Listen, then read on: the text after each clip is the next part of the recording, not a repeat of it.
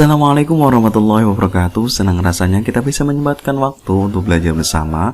Pada kali ini kita akan membahas lab activity di chapter 2.5.5 tentang Configure Initial Switch Settings. Oke, silakan isi nama Anda. Ahmad Sadi. Kemudian email opsional, additional info juga opsional, klik OK. Terdapat informasi window bahwa akan dilakukan reset ketika ada perubahan informasi. Klik yes. Oke, silakan windownya dibagi dua untuk memudahkan kita melakukan konfigurasi atau menyelesaikan lab ini. Sebelum konfigurasi, alangkah baiknya kita cek results. Kemudian di sini ada window assessment items. Artinya di sini kita mendapatkan informasi apa saja yang harus kita lakukan untuk menyelesaikan lab activity ini.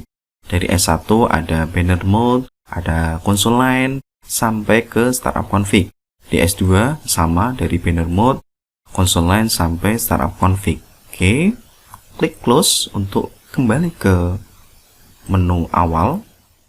Kemudian kita bisa melihat perkembangan konfigurasi yang sudah kita lakukan dari 0% sampai 100% di completion ini.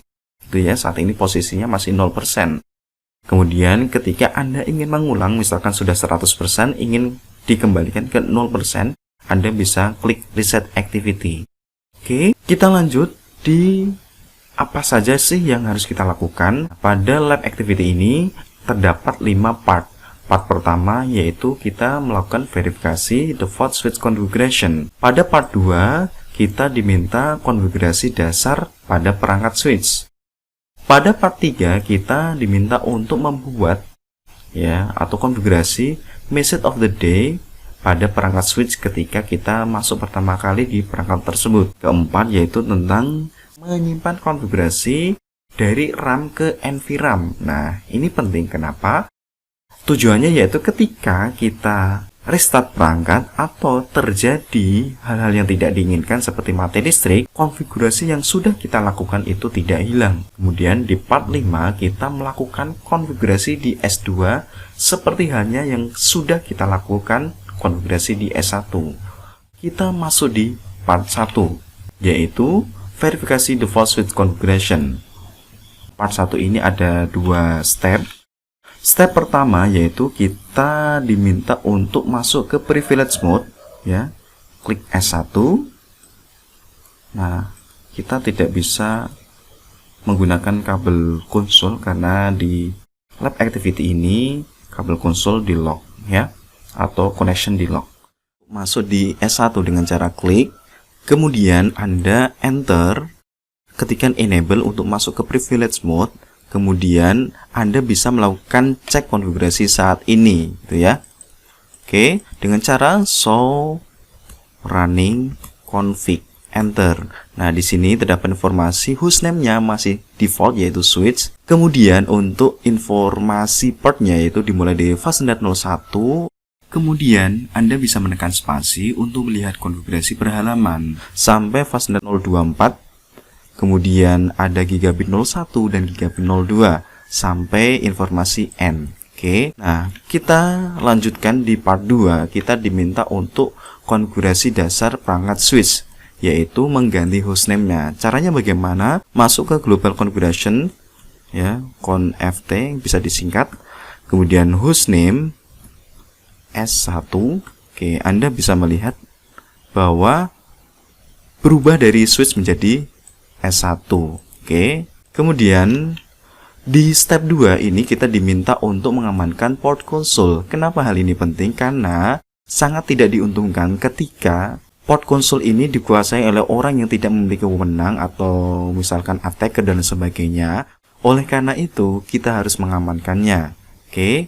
Perintahnya bagaimana? Masukkan LAN console 0, enter, kemudian kita buat password. Nah, di sini diminta passwordnya adalah let me in, gitu ya. Nah, Anda bisa menggunakan password sesuai dengan ketentuan Anda, sesuai dengan standar keamanan informasi, minimal panjangnya 8, terdiri dari huruf besar, huruf kecil, angka, dan karakter. Oke, enter. Kemudian login, ya. fungsinya untuk apa? Yaitu digunakan untuk enable password checking gitu ya. Enter. Kemudian Anda bisa mencobanya bagaimana hasilnya. Nah, caranya dengan Anda masuk ke privilege mode dan exit ya, Ctrl Z. Oke, exit. Nah, kemudian Anda diminta untuk memasukkan passwordnya. Passwordnya adalah let me in. Oke, enter. Nah, kemudian masuk ke user reset mode. Masuk di step 4, kita diminta untuk mengamankan privilege mode access. Ya, caranya bagaimana? Masuk ke global configuration mode. Nah, posisi kita masih di exec mode, berarti enable dulu, enter, conft atau configure terminal, enter. Nah, kemudian kita masukkan perintahnya enable password C1, kemudian $C0, enter. Kemudian exit. Nah, ini untuk kita mencobanya. Exit lagi. Oke. Nah, ini passwordnya apa? Let me in. Oke, kemudian ketikkan enable. Oke, passwordnya yaitu C1 $C0. Oke, masuk di privilege mode. Kemudian untuk di step 6 kita diminta untuk mengamankan privilege mode juga, tetapi dengan perintah yaitu enable secret.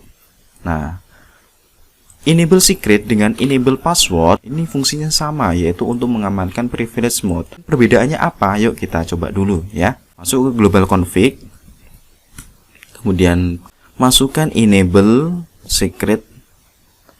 It's a secret ya. It's a secret ini adalah sesuai dengan ketentuan kita ya. Lebih baik nanti kita menggunakan kaidah keamanan informasi dalam membuat password gitu ya. Enter. Caranya bagaimana untuk melihat perbedaannya? Anda bisa tekan Ctrl Z untuk masuk ke privilege mode, kemudian Anda ketikkan show run ya. Nah, maka di sini terlihat perbedaannya. Enable secret yaitu passwordnya terenkripsi. Kemudian enable password, passwordnya berupa plain text. Nah, ini terlihat gitu ya. Nah, kemudian kita coba hasilnya, kita exit dulu. Kemudian diminta password ini adalah let me in karena masuk ke user reset mode. Enable passwordnya apakah Cisco atau it's a secret? Kita coba Cisco dulu. C1 $C0. Tidak bisa, kita coba it's a secret. Bisa ya. Artinya apa? Bahwa password yang digunakan untuk masuk ke privilege mode adalah password yang terenkripsi. Di step 8 kita diminta untuk mengenkripsi semua password yang kita masukkan. Nah, kenapa hal ini penting? Anda bisa melihat tadi bahwa ketika Anda ketik soran atau melihat konfigurasi, nah di sini password enable password belum terenkripsi. Kemudian ada lagi password untuk konsol 0 belum terenkripsi. Nah, supaya password-password yang belum terenkripsi ini supaya aman, maka kita perlu memerintahkan service password encryption. Oke, kita coba masuk ke global configuration mode, conft, enter, kemudian ketikkan service password encryption. Oke, kemudian enter. Untuk melihat hasilnya, Ctrl Z, kemudian show run. Nah, enable password sudah terenkripsi. Kita lihat, line console 0, password juga sudah terenkripsi. Kemudian di part ketiga, kita diminta untuk konfigurasi message of the day, banner ya. Nah, ini fungsinya untuk apa? Pertama kali ketika kita masuk ke switch, maka akan ada pesan yang ditampilkan. Nah, contoh pada sini, pesan yang ditampilkan di sini adalah this is a secure system, authorized access only gitu ya. Anda bisa membuat pesan yang lain bebas. Oke. Nah, caranya bagaimana? Masuk ke global configuration mode, kemudian ketikkan banner mode, message of the day. Nah, Anda bisa mengopi pesan ini, Ctrl C, kemudian Anda paste, kemudian enter. Nah, Untuk melihat hasilnya, kita bisa Ctrl Z, kemudian exit. Oke, enter. Nah, maka di sini ada pesan this is a secure system, authorized access only, gitu ya. Misalkan Anda ingin mengganti, boleh. Misalkan yang tidak ganteng tidak boleh masuk. Nah, itu juga boleh. Kemudian masukkan passwordnya. Let me in, enter, enable, enter. It's a secret. Enter. Nah, oke. Pada part 4 kita diminta untuk menyimpan konfigurasi di NVRAM dan kita melakukan verifikasi hasil menyimpan ke NVRAM. Nah, konfigurasi yang sudah kita lakukan ini saat ini tersimpan di RAM yang sifatnya temporal. Nah, untuk mengamankannya supaya aman ketika terjadi hal-hal yang tidak diinginkan, misalkan perangkat restart atau terjadi mati listrik, tersimpan dengan baik yaitu di NVRAM. Oke, caranya bagaimana? Yaitu dengan masuk ke privilege mode, kemudian kita ketikkan copy running config ke startup config, enter. Nah, di sini diminta verifikasi destination file name startup config, kemudian enter.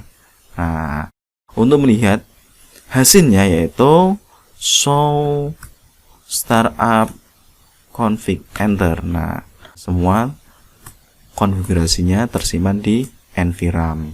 Baik, untuk part 1 sampai 4 sudah selesai. Kemudian di part 5 kita diminta untuk konfigurasi S2.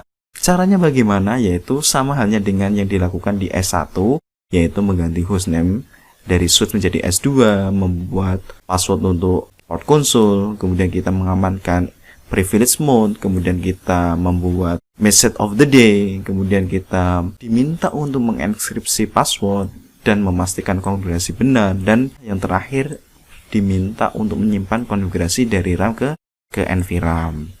Baik, mungkin untuk saat ini cukup sampai sini. Terima kasih sudah menyempatkan waktu untuk belajar bersama. Kita akan berjumpa lagi di video selanjutnya. Terima kasih.